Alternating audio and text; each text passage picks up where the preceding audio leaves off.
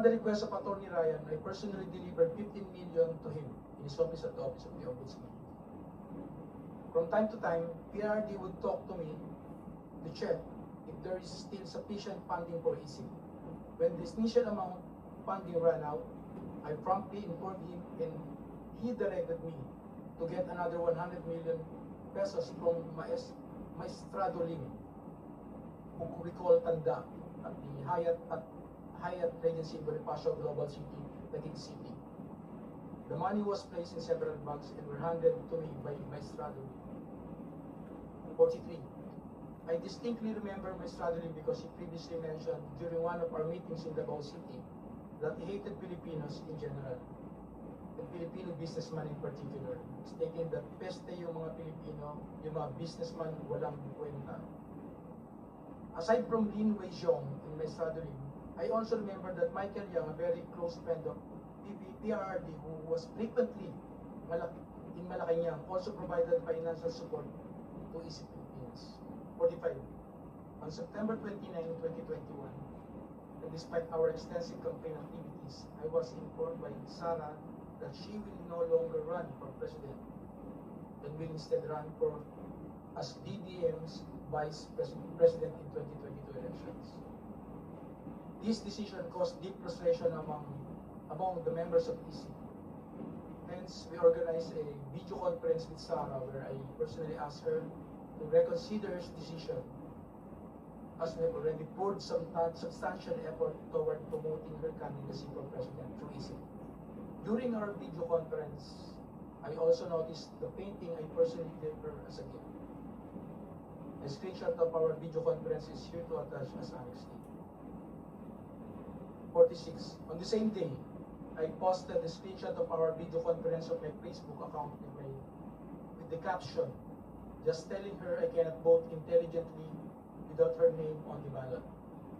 Neither can go out and vote wisely unless the same Inday Sara Duterte Carpio appears as a candidate in the 2022 presidential race in Philippines. A printout of the Facebook post dated September 29, 2021 is here to attach as Annex F. Mr. Madriaga, would you like to drink water first? Yes, Your Honor. To give you some relief. This is quite a lengthy affidavit. Please provide him some water. Thank you po, Madam Chair. Ang dami nang nabasa. Nakatayo na ng lalamunan.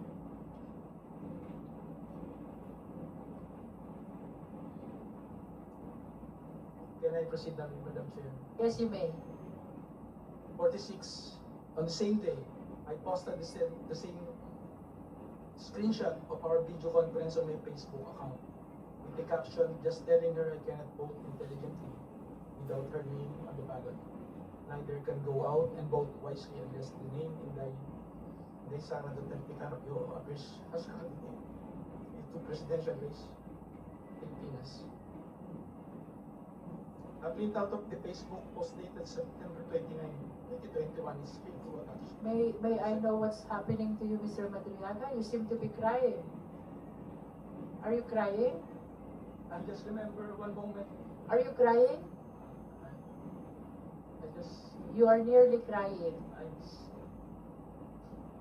May I just put it on record that while reading these portions of the affidavit, the resource person, Ramil Madriaga, is breaking into tears. Can we go back to where you felt frustrated and you're nearly crying? Which part of your affidavit is that? Can we go back to that? Number 46 po, Madam Chair. Number 46. Let's go back to number 46. Okay, you may read from 46, Mr. Madriaga. On the same day, I posted a screenshot of our video conference on my Facebook account with the caption just telling her I cannot vote intelligently without her name on the ballot. Neither can go out and vote wisely unless the name Inday Sara Duterte Carpio appears as a candidate in the 2022 presidential race.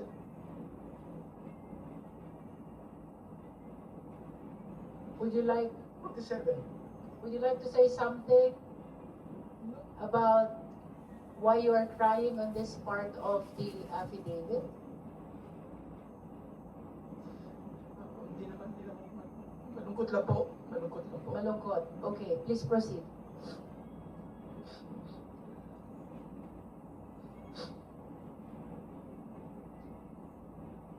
Madam Chair. Can we allow the witness to speak? Honorable Dumogan? Thank you, Madam Chair. Can we allow the witness to please submit his Yes. motion before we continue? Yes. We're temporarily suspending to give time to Mr. Madriaga to console himself. Ba't kaya naiyak?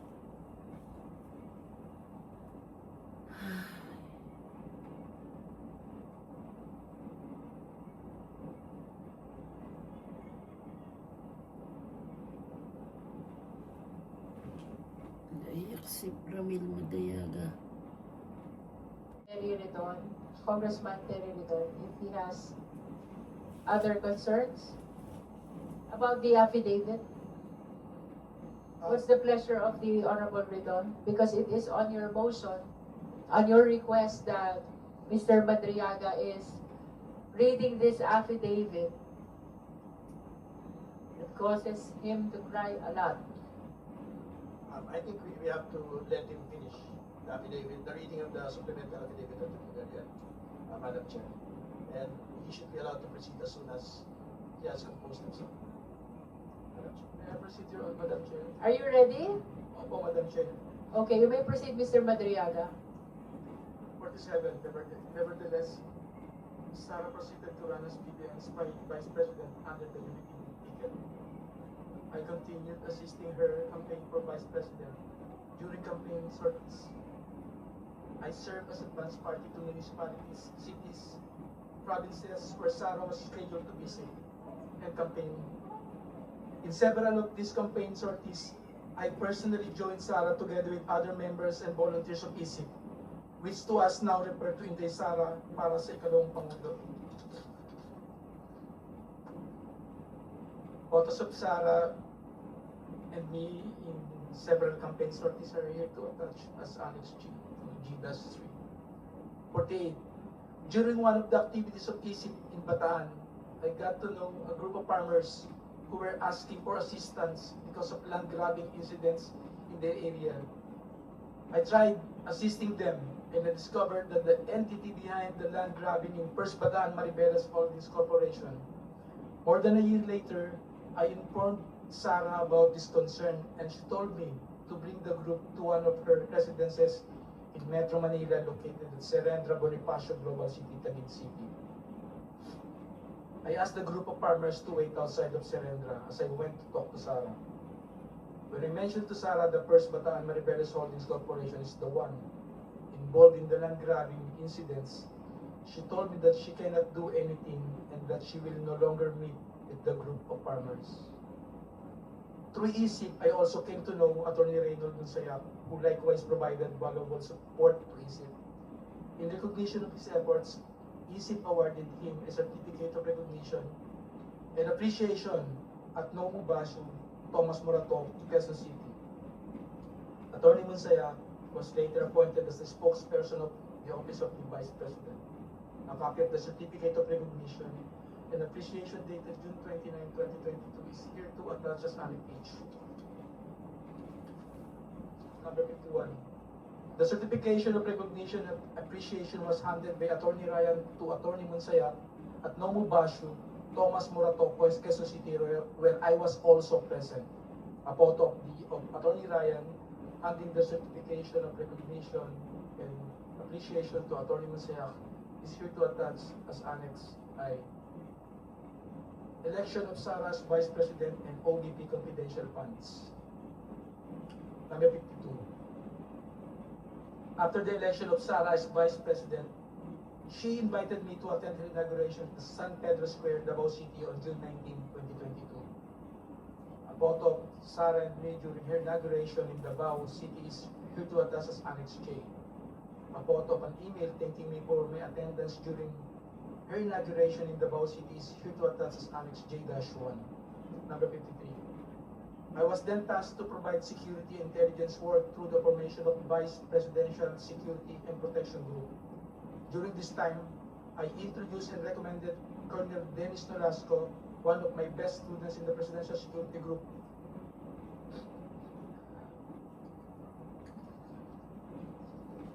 to assist this matter. Number 54. Colonel Nolasco then tapped the services of Colonel Raymond Dante Chica to head the BPSPG. Afterwards, I worked with both Colonels Nolasco and Chica from July 2022 to April 2023 for tactical transport services, security of SARA and other VIPs, handling and conveying and highly confidential information, and the transportation of large amount of money to several persons as instructed by SARA. Money deliveries under the instruction of SARA.